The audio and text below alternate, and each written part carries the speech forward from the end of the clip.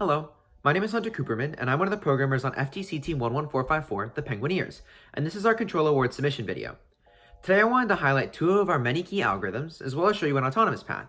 The first algorithm I wanted to highlight was our gyroscopic turning method, which basically utilizes the RevHub's own internal gyroscope to more accurately turn an autonomous. As the robot approaches its target angle, it linearly scales down its speed, that way it can smoothly and consistently approach that target angle and stop exactly at the right spot. We use this method for almost all of our turns in autonomous, and it greatly improves the accuracy of our heading. One of the new things we've done this year is that we actually use the FTC Machine Learning Toolkit to create our own convolutional neural network that detects our team shipping element, shown right here. As you can see, we added these black vertical bars, as well as these green and pink neon tape, to create an easily identifiable pattern, along with some visual texture that's not typically found on the rest of the field. This allows our convolutional neural network to more easily identify our object. And then in autonomous, we use this to detect the position of the actual element on the field, which we then use to determine the position where we place the preloaded block when we're running autonomous pass. If we go over to the camera stream on the robot, you can see right here that if I move the element to one of the positions where it can sense, it only senses two, and then we use a control loop to figure out whether or not the third position has the actual elements in it.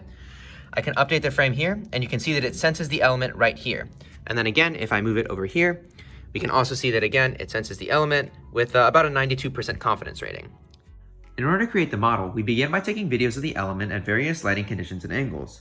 We then boxed and labeled each frame of these videos to create a training dataset, and we added in some negative frames, or frames containing just background, that way we can teach the model to not recognize an object when there isn't one there. Then, using the SSD MobileNet 320x320 model from the TensorFlow Model Zoo as our starting point, after 7,000 steps of training, we were left with a successful model that's able to consistently detect the position of our team shipping element.